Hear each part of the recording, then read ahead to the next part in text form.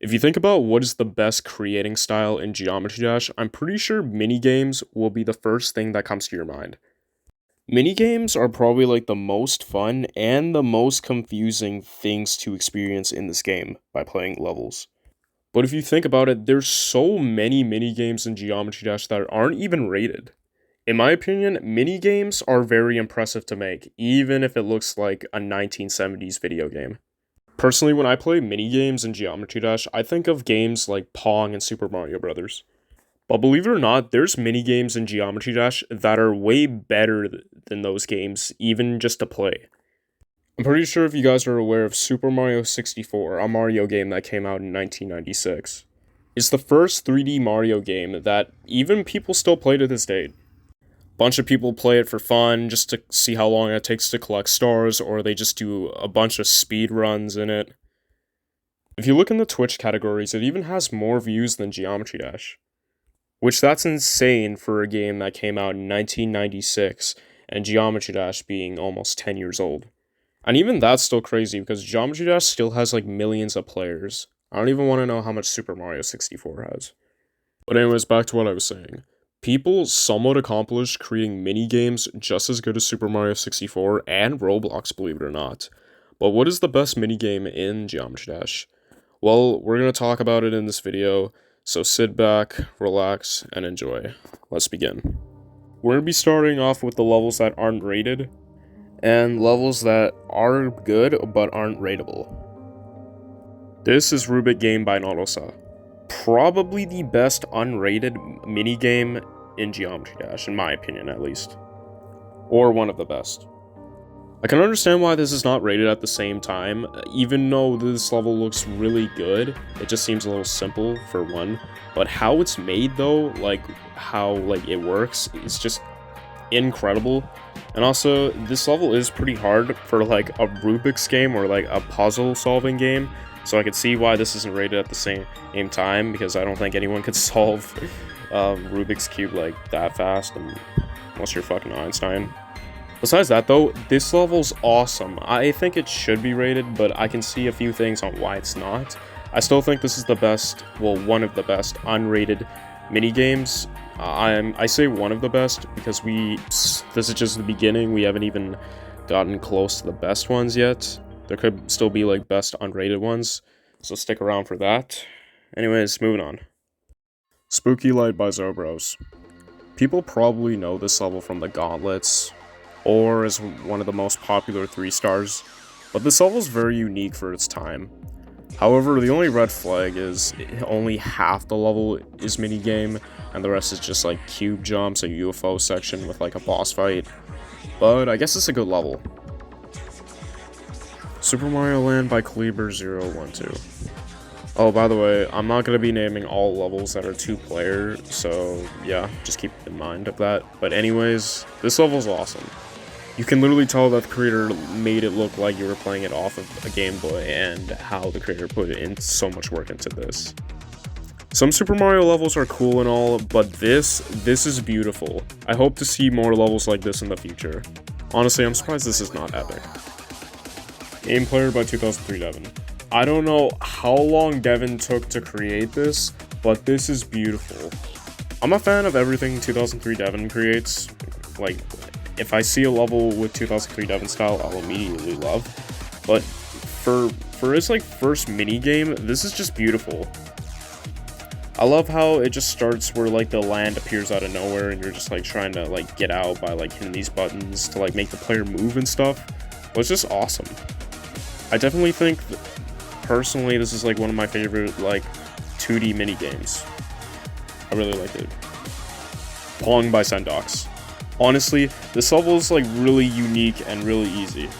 It's fun to play and everything like that.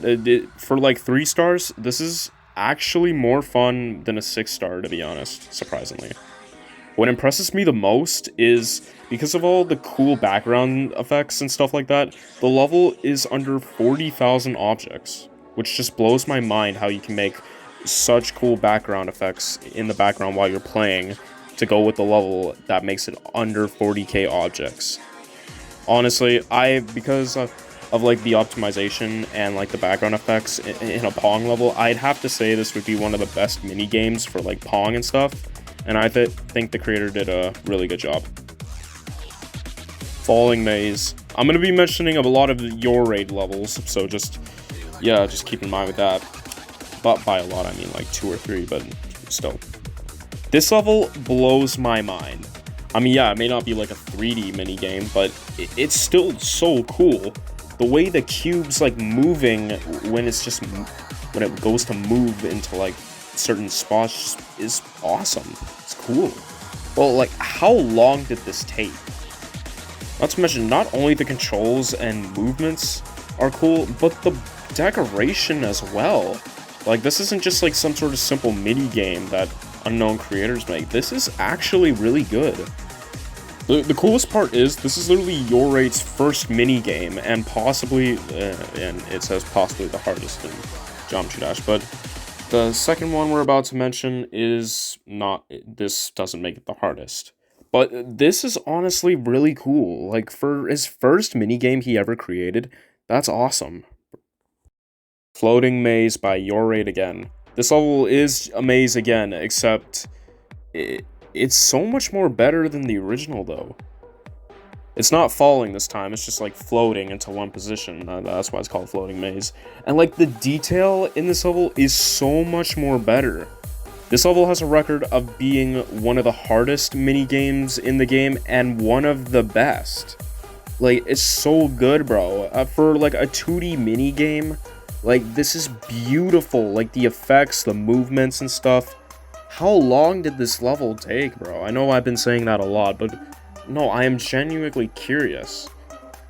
Best part is, you could literally go for this as your hardest. Like, I was told this was harder than Bloodbath, so if you want to go for like a 2-player mini game, well, 2-player controls. If you want to go for like a 2D mini game that's awesome to look at and awesome to play too, to be honest, then yeah, go for it.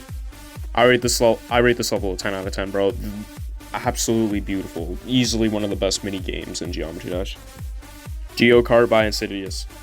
I'm pretty sure one of you expected me to mention this level in the video because how well detailed this is. Dog, this looks so good. This literally looks like I'm on an SNES playing this in the 90s, bro. I wasn't born in the 90s, but I can imagine playing this though. Like, it looks like a 90s video game, and I love it. The thing that impresses me the most is the pop-up effects. Like, bro, how does Insidious do this? I know how he made the background and how he's like moving it to like move with the player too as well.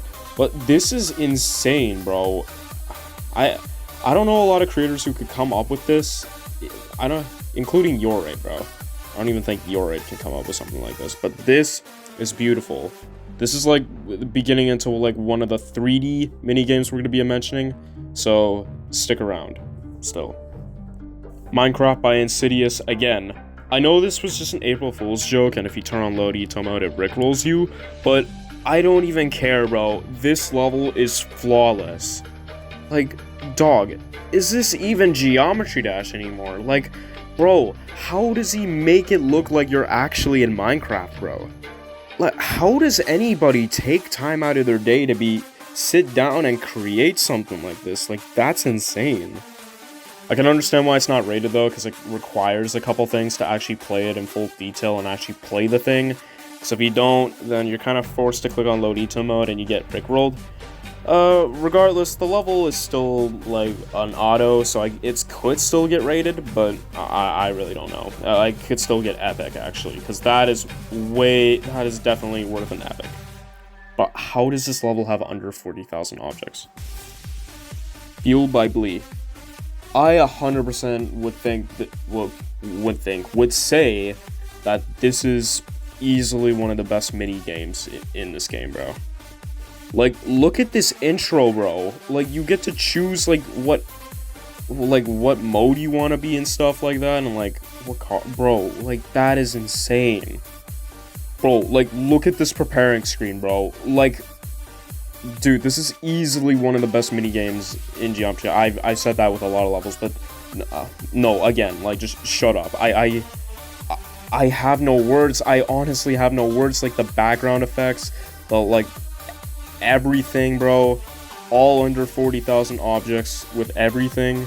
The intro, the effect, like just beautiful, bro. This is why Blee is one of the best creators in Geometry Dash, man. Anyways, thanks a lot for watching this video. Really appreciate it. If I have somewhat missed more mini games that are just as good as the last top 3 I mentioned, please comment them. And also, if you have any feedback about the video, let me know. I'm trying to improve like every video I make, try my best and stuff like that. I just put effort and have fun with the videos, you know. Anyways, again, thanks for watching, and I'll see you next time I post or whatever. Goodbye.